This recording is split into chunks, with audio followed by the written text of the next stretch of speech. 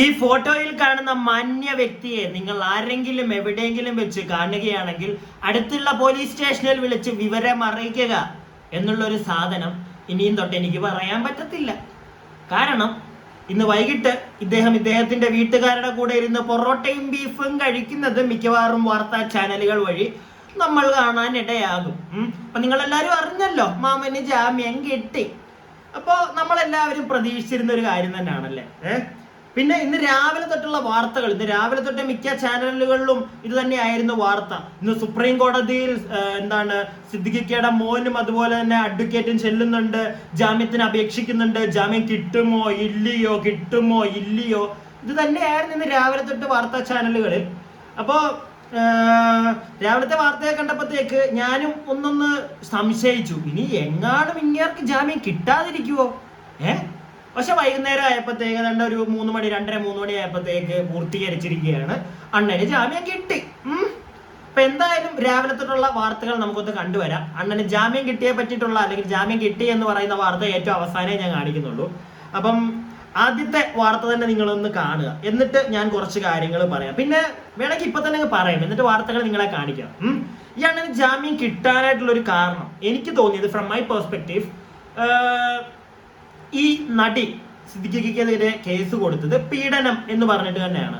പക്ഷെ നമ്മുടെ SIT അന്വേഷണത്തിൽ ഈ പെൺകുട്ടി സിദ്ദിഖിക്കയുടെ കൂടെ ആ ഒരു ഹോട്ടൽ മുറിയിൽ ഉണ്ടായിരുന്നു എന്ന് പറയുന്നതിന് തെളിവുണ്ട്. ആ കുട്ടി ഇദ്ദേഹം കഴിച്ച ഭക്ഷണത്തിന്റെ ഡീറ്റെയിൽ കൊടുക്കുന്നു, അത് ബില്ലിൽ ആ ഡീറ്റെയിൽസ് ഉണ്ട്. അതുപോലെ തന്നെ റൂമിൽ നിന്ന് പൂള് കാണാമെന്നു, അങ്ങനെയുള്ള കുറെ കാര്യങ്ങളൊക്കെ ഇവള് പറയുന്നുണ്ടായിരുന്നു. അതിനൊക്കെ നല്ല ഈ പെൺകുട്ടിയെ സപ്പോർട്ട് ചെയ്യുന്ന രീതിയിലുള്ള തെളിവ് ഉണ്ടായിരുന്നു. സ്ട്രോങ് എവിഡൻസ് ഉണ്ടെന്നായിരുന്നു സർക്കാരും പോലീസും ഒക്കെ പറഞ്ഞിട്ടുണ്ടായിരുന്നത്.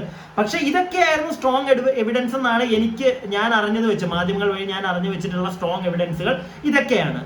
എന്നാൽ ഈ പെൺകുട്ടിയെ ഇദ്ദേഹം പീഡിപ്പിച്ചു എന്ന് പറയുന്ന ഒരു കാര്യത്തിന് തെളിവുകൾ ഉള്ളതായിട്ട് എനിക്ക് അറിയില്ല. ഞാൻ എങ്ങും കണ്ടില്ല തെളിവുകൾ. അതായത് ഇദ്ദേഹത്തെ ടെസ്റ്റുകൾക്ക് ഏതെങ്കിലും ഒക്കെ വിധേയനാക്കി ഇയാൾ അത് ചെയ്തിട്ടുണ്ട്, അല്ലെങ്കിൽ ആ പെൺകുട്ടി, അങ്ങനെയുള്ള സാധനങ്ങളൊന്നും നമ്മൾ കണ്ടിട്ടില്ല. ആ റൂമിൽ ഉണ്ടായിരുന്നു എന്നുള്ള കാര്യം കൺഫേംഡ്. ചിലപ്പോ ഇന്ന് സുപ്രീം കോടതിയിൽ ഇദ്ദേഹത്തിന്റെ വക്കീൽ അപ്പിയർ ചെയ്തപ്പോ സുപ്രീം കോടതിയിൽ ചിലപ്പോൾ സമ്മതിച്ചു കാണും.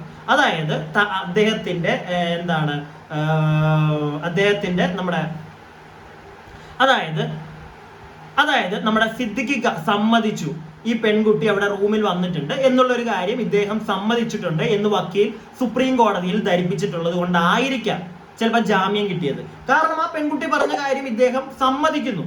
അതായത് റൂമിൽ വന്നിട്ടുണ്ട്. സിദ്ദിഖിക്ക ചിലപ്പോൾ പറഞ്ഞു കാണും, അദ്ദേഹം ഒരു സിനിമാ നടനാണ്. ഓരോ വർഷം എനിക്ക് തോന്നുന്നു ഒരു 10-15 പടമെങ്കിലും ഒരു വർഷം പുള്ളി ചെയ്യുന്നുണ്ടല്ലോ, 10 പടമെങ്കിലും ഒരു വർഷം പുള്ളി ചെയ്യുന്നുണ്ട്. അതുകൊണ്ട് തന്നെ ഈ 10 പടത്തിന്റെയും സെറ്റുകളിൽ ചെല്ലുന്നു, അവിടെയുള്ള ഹോട്ടൽ റൂമുകളിൽ താമസിക്കുന്നു. ചിലപ്പോൾ ആ സിനിമയിൽ അഭിനയിക്കുന്ന ആളുകളൊക്കെ വന്നിട്ടുണ്ടായിരിക്കാം, ചിലപ്പോൾ പുറത്തുനിന്നുള്ള ആളുകൾ ഇദ്ദേഹത്തെ കാണാൻ റൂമുകളിൽ വന്നിട്ടുണ്ടായിരിക്കാം. ഇങ്ങനെയുള്ള കാര്യമൊക്കെ ഇയാൾ പറയുന്നുണ്ടായിരിക്കാം, ചിലപ്പോൾ പറഞ്ഞിട്ടുണ്ടാവും. ചിലപ്പോൾ ഇദ്ദേഹത്തിന്റെ വക്കീൽ ചിലപ്പോൾ അതവിടെ തെളിയിച്ച് കാണും. ഇദ്ദേഹം ഇങ്ങനെയൊക്കെ പറയുന്നുണ്ട്, എന്റെ കക്ഷി ഇങ്ങനെയൊക്കെ പറഞ്ഞിട്ടുണ്ട്. അതായത് സിനിമാ നടനാണ്, ഒരുപാട് പേര് വന്നു പോകും. അതുപോലെ ഈ പെൺകുട്ടി ചിലപ്പോൾ വന്നു പോയിട്ടുണ്ടാകാം. മനസ്സിലായില്ലേ? അത് അന്ന് ഈ പുള്ളി ആദ്യമേ തന്നെ നിഷേധിച്ചു. പക്ഷെ അഡ്വക്കേറ്റ് ചിലപ്പോൾ അതായിരിക്കും അവിടെ പറഞ്ഞിട്ടുണ്ടാകുന്നത് സുപ്രീം കോടതിയിൽ. ചിലപ്പോൾ വന്നിട്ടുണ്ടാവും. ഇത്രയും ഫേമസ് ആയിട്ടുള്ള ഒരാള്, ഇത്രയും സിനിമകൾ ചെയ്യുന്ന ഒരാള്, പല ആളുകൾ വന്നു പോയി കാണും. അതുകൊണ്ട് തന്നെ തിരക്കുകളുള്ള ഒരാള്, ചിലപ്പോൾ അത് പ്രോപ്പറായിട്ട് ഓർത്തെടുക്കാൻ പറ്റണമെന്നില്ല. പക്ഷെ ഇപ്പൊ അവസാനം ഇദ്ദേഹം ഇത് സമ്മതിക്കുന്നു. ആ പെൺകുട്ടി പറഞ്ഞ പരാതിയിൽ പോലീസുകാർക്ക് കിട്ടിയിരിക്കുന്ന തെളിവുകൾ, അദ്ദേഹത്തിന്റെ കൂടെ ഈ പെൺകുട്ടി ഉണ്ട് എന്നുള്ള കാര്യം അത് അയാൾ സമ്മതിക്കുന്നു. പക്ഷെ പീഡിപ്പിച്ചു എന്നുള്ള കാര്യത്തിന് തെളിവുകളില്ല. ഈ ഒരു കാര്യം വെച്ചിട്ടായിരിക്കും അഡ്വക്കേറ്റ് അവിടെ സുപ്രീം കോടതിയിൽ വാദിച്ചുള്ളത്. അതുകൊണ്ടായിരിക്കും ചിലപ്പോൾ നമ്മുടെ ജഡ്ജിമാര് അണ്ണന് കൊടുത്തത് ജാമ്യം.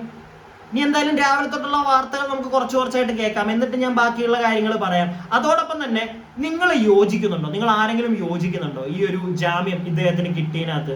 നിങ്ങൾ കമന്റ് ബോക്സിൽ പറയണം കേട്ടോ. ഞാൻ എന്റെ പെർസ്പെക്റ്റീവിൽ നിന്ന് എനിക്കിന്ന് നടന്ന കാര്യങ്ങളാണ് ഞാൻ ഈ ഒരു വീഡിയോയിൽ പറയുന്നത്. ഓക്കെ, ഇനിയും നമുക്ക് വാർത്തകളിലേക്ക് പോകാം. ഇന്ന് രാവിലെ വന്ന ആദ്യത്തെ വാർത്ത ഇതാ. Very good morning. ഇന്ന് സുപ്രീം കോടതിയിൽ 73ാമത്തെ ഐറ്റമായിട്ടാണ് ഈ സിദ്ദീഖിന്റെ മുൻകൂർ ജാമ്യാപേക്ഷ പരിഗണിക്കുന്നത്. ജസ്റ്റിസുമാരായ ബലായം ത്രിവേദി, സതീഷ് ചന്ദ്ര ശർമ്മ എന്നിവരടങ്ങുന്ന 2 അംഗ ബെഞ്ചാണ് പരിഗണിക്കുക.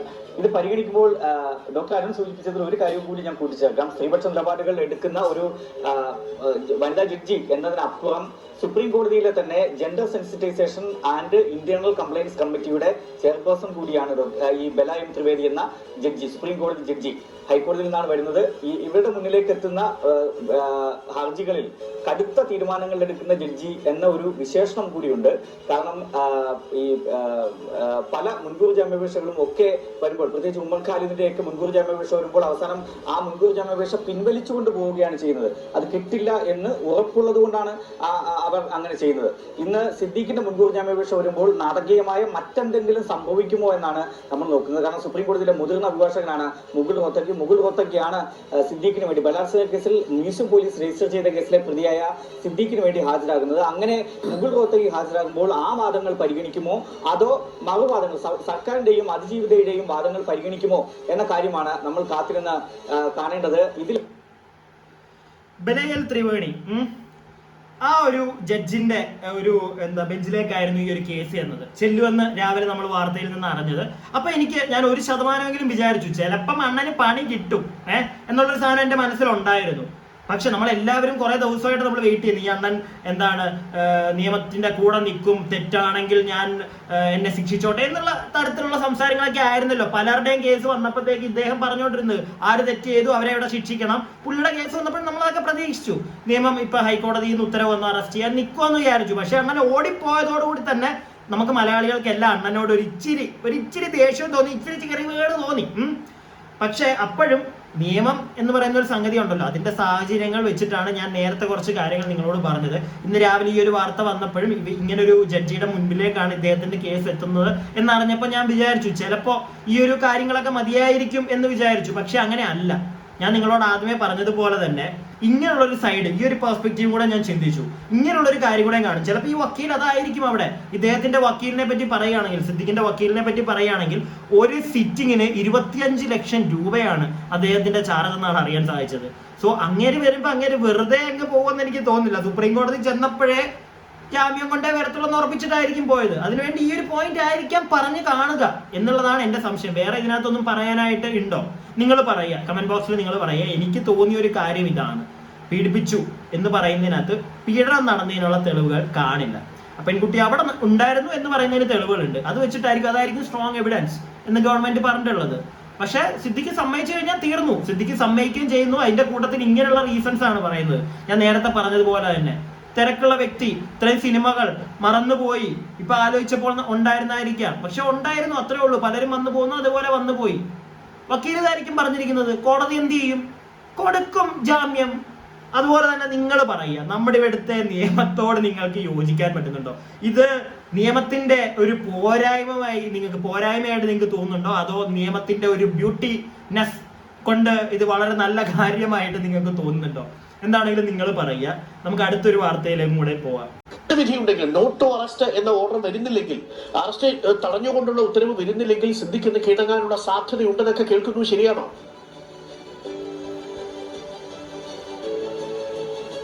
അരുൺകുമാർ, ഇതിൽ വേറൊരു കാര്യം പറയേണ്ടത്, പ്രത്യേക അന്വേഷണ സംഘം സിദ്ദീഖിന്റെ പിന്നാലെയല്ല, സിദ്ദീഖിന്റെ ഒപ്പം നടക്കുന്നു എന്ന് വേണമെങ്കിൽ പറയാം. കാരണം സിദ്ദീഖ് എവിടെയാണ് ഉള്ളതെന്ന് കൃത്യമായ വിവരങ്ങൾ അറിഞ്ഞിട്ടും അന്വേഷണ സംഘം ഇപ്പോഴും അറസ്റ്റ് രേഖപ്പെടുത്താതെ ഒളിച്ചു കളിക്കുകയാണ് എന്ന് വേണം മനസ്സിലാക്കുവാനായി. ഇന്ന് സുപ്രീം കോടതി ഈ കേസ് പരിഗണിക്കാനിരിക്കുമ്പോഴാണ് പെട്ടെന്നൊരു കസ്റ്റഡിയിലെടുക്കലും ചോദ്യം ചെയ്യലും എല്ലാം തന്നെ ഇന്നലെ ഉണ്ടായത്. അതായത് ഇന്ന് പ്രത്യേക അന്വേഷണ സംഘത്തിന് സുപ്രീം കോടതിയിൽ നിന്ന് കടുത്ത വിമർശനങ്ങൾ ഉണ്ടാകും എന്നുള്ള കാര്യത്തിൽ ഒരു സംശയവുമില്ല. രൂക്ഷമായ വിമർശനം ഉണ്ടാകും. കാരണം കഴിഞ്ഞ ചൊവ്വാഴ്ച ഈ കേസിൽ മുൻകൂർ ജാമ്യാപേക്ഷ ഹൈക്കോടതി തള്ളിയിട്ടും ഒരാഴ്ച പിന്നിട്ടിട്ടും പ്രത്യേക അന്വേഷണ സംഘം എന്ത് ചെയ്തു എന്നൊരു ചോദ്യം സുപ്രീം കോടതിയിൽ നിന്നുണ്ടാകും. ആ ചോദ്യത്തിന് മറുപടി നൽകാനുള്ള ഒരു നാടകമാണോ ഇന്നലെ നടത്തിയതെന്ന കാര്യത്തിൽ നമുക്ക് സംശയിക്കേണ്ടതുണ്ട്. കാരണം പെട്ടെന്ന് സിദ്ദീഖ് കൊച്ചിയിലുണ്ട് എന്ന് പ്രത്യേക അന്വേഷണ സംഘം പറയുന്നു, അറസ്റ്റ് നടപടികളിലേക്ക് കടക്കുന്നു എന്ന് പറയുന്നു. പിന്നാലെ തന്നെ സിദ്ദീഖിന്റെ മകന്റെ സുഹൃത്തുക്കളെ ചോദ്യം ചെയ്യാനായി വിളിപ്പിക്കുന്നു, കസ്റ്റഡിയിലാണ് എന്ന് സിദ്ദീഖിന്റെ മകൻ തന്നെ പറയുന്നു. അത്തരം കാര്യങ്ങളൊക്കെ തന്നെ ഒരു കോലാഹലങ്ങൾ ഉണ്ടാക്കുന്നു. പക്ഷെ പിന്നീട് ഇവരെ വിട്ടയക്കുകയും ചെയ്യുന്നു. അതായത് ഇക്കാര്യങ്ങളെല്ലാം തന്നെ, അതായത് സിദ്ദീഖിന്റെ തൊട്ടടുത്ത് എത്തി എന്ന അന്വേഷണ സംഘത്തിന് സുപ്രീം കോടതിയിൽ വാദിക്കാനുള്ള ചില കാരണങ്ങൾക്ക് വേണ്ടിയാണോ ഇന്നത്തെ ചോദ്യം ചെയ്യൽ എന്നുള്ളതാണ് മനസ്സിലാക്കേണ്ടത്. നേരത്തെ തന്നെ അന്വേഷണ സംഘത്തിന് വിവരം ലഭിച്ചതാണ് സിദ്ദീഖ് കൊച്ചിയിൽ വിട്ടിട്ടില്ല എന്നുള്ള കാര്യത്തിൽ. പക്ഷെ പിന്നീടും അന്വേഷണ സംഘം ഇക്കാര്യത്തിൽ ഒളിച്ചുകളി നടത്തുന്നത് എന്തുകൊണ്ടാണ് എന്നുള്ളതാണ് സിദ്ദീഖിന് സുപ്രീം കോടതിയിൽ നിന്ന് മുൻകൂർ ജാമ്യം കിട്ടുന്നത് വരെയോ അല്ലെങ്കിൽ സുപ്രീം കോടതി കൂടി മുൻകൂർ ജാമ്യാപേക്ഷ തള്ളുന്നത് വരെയോ കാത്തിരിക്കാമെന്ന ഒരു തീരുമാനത്തിലേക്ക് പ്രത്യേക അന്വേഷണ സംഘം എത്തിയിട്ടുണ്ടോ? അവർക്ക് മേലെ അത്തരത്തിലുള്ള സമ്മർദ്ദമുണ്ടോ എന്നുള്ളത് സംശയിക്കേണ്ടിയിരിക്കുന്നു. നിലവിൽ എന്തായാലും ഇപ്പോൾ നടക്കുന്നതൊക്കെ തന്നെ പ്രത്യേക അന്വേഷണ സംഘം കൃത്യമായി സിദ്ദീഖ് എവിടെയെന്ന് ലൊക്കേറ്റ് ചെയ്തിട്ട് പിന്നെ നടക്കുന്ന കാര്യങ്ങളാണ് എന്നാണ് മനസ്സിലാക്കുന്നത്. എന്തായാലും ഈ നടക്കുന്ന കാര്യങ്ങളിലെല്ലാം തന്നെ സുപ്രീം കോടതി എന്ത് വിമർശനമാണ് ഉന്നയിക്കുക എന്നുള്ളതാണ്. അതായത് ഒരു ഓക്കെ, ഇത്രയും മതി. അപ്പോ SIT സിദ്ദീഖിന്റെ ഒപ്പം നടക്കുന്നുണ്ടോ എന്നുള്ള കാര്യത്തിലല്ല എനിക്ക് സംശയം.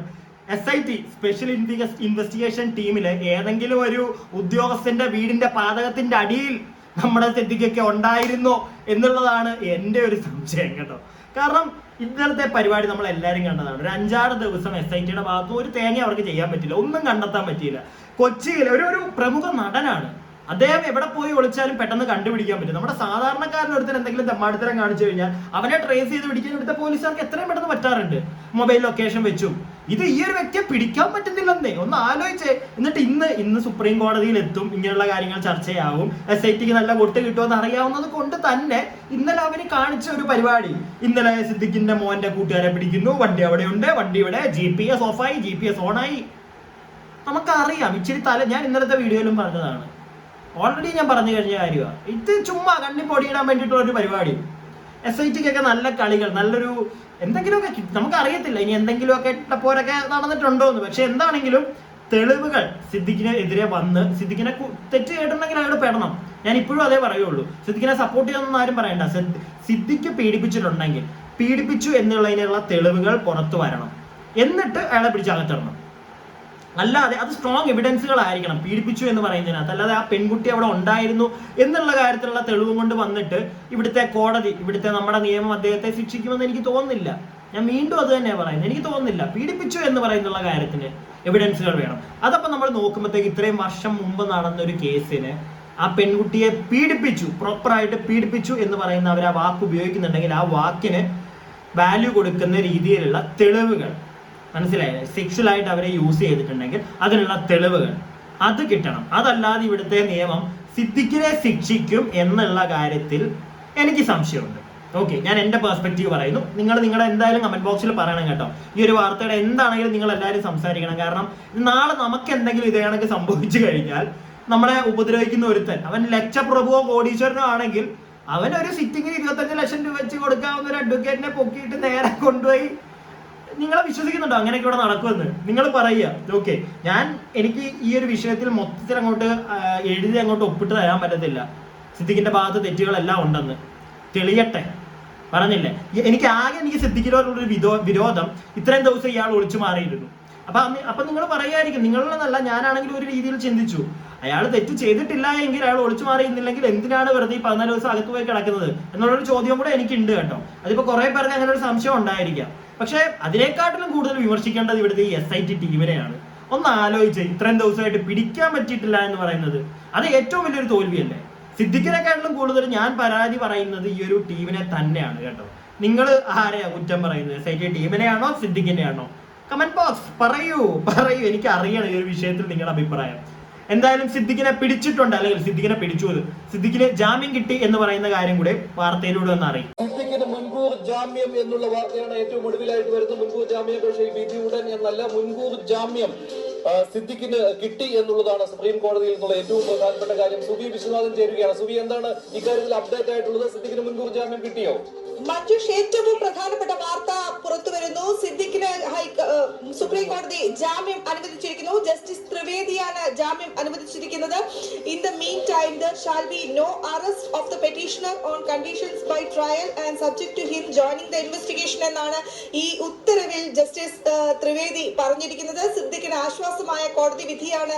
സിദ്ദീഖിന് ആശ്വാസമായിരിക്കുകയാണ്. മുൻകൂർ ജാമ്യാപേക്ഷയിൽ സുപ്രീം കോടതിയുടെ വിധി വന്നിരിക്കുകയാണ്. സിദ്ദീഖിനെ ഇപ്പോൾ അറസ്റ്റ് ചെയ്യരുത് എന്നാണ് സുപ്രീം കോടതി നിർദ്ദേശം നൽകിയിരിക്കുന്നത്.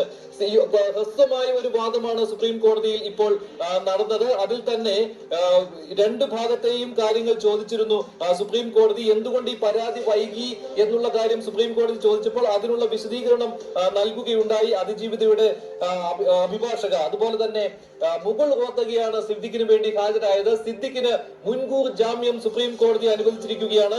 ഈ സമയത്ത് സുപ്രീം കോടതി നൽകിയിരിക്കുന്ന നിർദ്ദേശം സിദ്ദിഖിനെ അറസ്റ്റ് ചെയ്യരുത് എന്നുള്ളതാണ്. നേരത്തെ ഹൈക്കോടതി പറഞ്ഞത് കസ്റ്റഡിയിലെടുത്ത് ചോദ്യം ചെയ്യാം എന്നുള്ളതായിരുന്നു. മുൻകൂർ ജാമ്യം അനുവദിച്ചിരുന്നില്ല. ആവശ്യമാണെങ്കിൽ അറസ്റ്റ് ചെയ്യാം എന്നുള്ള കാര്യമായിരുന്നു. അതനുസരിച്ച് വേണമെങ്കിൽ അന്വേഷണ സംഘത്തിന് മുന്നോട്ട് പോകാമായിരുന്നു സിദ്ദിഖിനെ അറസ്റ്റ് ചെയ്യാൻ. പക്ഷേ അക്കാര്യം അന്വേഷണ സംഘം പരാജയപ്പെടുകയാണ് ഉണ്ടായത്.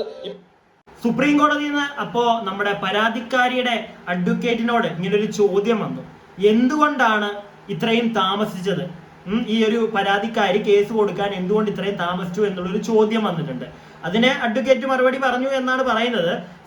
ഹൈക്കോടതിയിൽ നിന്നും അങ്ങനെ ഒരു ചോദ്യം ഉണ്ടായിരുന്നു. പക്ഷെ ഹൈക്കോടതി തന്നെ അത് പറഞ്ഞു, അതിനകത്ത് പ്രസക്തിയില്ല, കാരണം പേടിച്ച് കാണും. പിന്നെ ഇപ്പോഴാണ് ഈ ഹേമ കമ്മിറ്റി പരിപാടിയൊക്കെ വരുന്നത്, അതുകൊണ്ട് നമ്മൾ അത് നോക്കേണ്ട കാര്യമില്ല. പക്ഷേ ഇത്രയും ലേറ്റ് ആയതുകൊണ്ട് തന്നെ ഞാൻ നേരത്തെ പറഞ്ഞതുപോലെ തന്നെ പീഡിപ്പിച്ചു എന്ന് പറയുന്ന സാധനത്തിന് പ്രൂഫുകൾ കിട്ടാൻ കുറച്ചു പാടായിരിക്കും.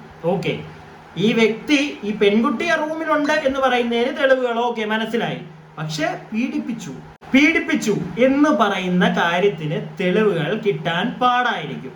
അങ്ങനെ പീഡിപ്പിച്ചു എന്ന് പറയുന്ന സെക്ഷുവലായിട്ട് യൂസ് ചെയ്തു എന്ന് പറയുന്ന കാര്യത്തിന് തെളിവുകൾ കിട്ടുന്നില്ല എങ്കിൽ പുട്ടുപോലെ മിക്കവാറും നമ്മുടെ സിദ്ദിഖ് അണ്ണൻ പാട്ടും പാടി അങ്ങോട്ടും ഇങ്ങോട്ടും നടക്കും. ആ അതിജീവിതയ്ക്ക് നീതി കിട്ടില്ല എന്നുള്ളതാണ് എനിക്ക് തോന്നുന്നത്. നിങ്ങളൊക്കെ എന്താണ് തോന്നുന്നത്? നിങ്ങൾക്ക് തോന്നുന്ന എന്താണെങ്കിലും ഈ ഒരു വിഷയത്തിൽ നിങ്ങളുടെ അഭിപ്രായം കമന്റ് ബോക്സിൽ എന്തായാലും ഇടണം. കാരണം വേറെ എന്തെങ്കിലും നിങ്ങൾക്ക് തോന്നുന്നുണ്ടോ ഇനി സിദ്ദിഖിനെ ശിക്ഷിക്കും ഇവിടുത്തെ നിയമം എന്നുള്ളത്? എനിക്കറിയില്ല, എനിക്ക് ഡൗട്ടാണ്. ഓക്കെ, ഇത് എൻ്റെ പെർസ്പെക്റ്റീവ്. ഞാൻ പറഞ്ഞതിനോട് യോജിക്കാൻ പറ്റുന്നവർ ലൈക്ക് ചെയ്യുക, നിങ്ങളുടെ അഭിപ്രായങ്ങൾ കമന്റ് ബോക്സ്. വീഡിയോ സബ്സ്ക്രൈബ് ചെയ്യാതൊക്കെ ഈ വീഡിയോ കാണുന്നവരുണ്ടെങ്കിൽ ഒന്ന് സബ്സ്ക്രൈബ് ഒക്കെ ചെയ്യുക. ഓക്കെ.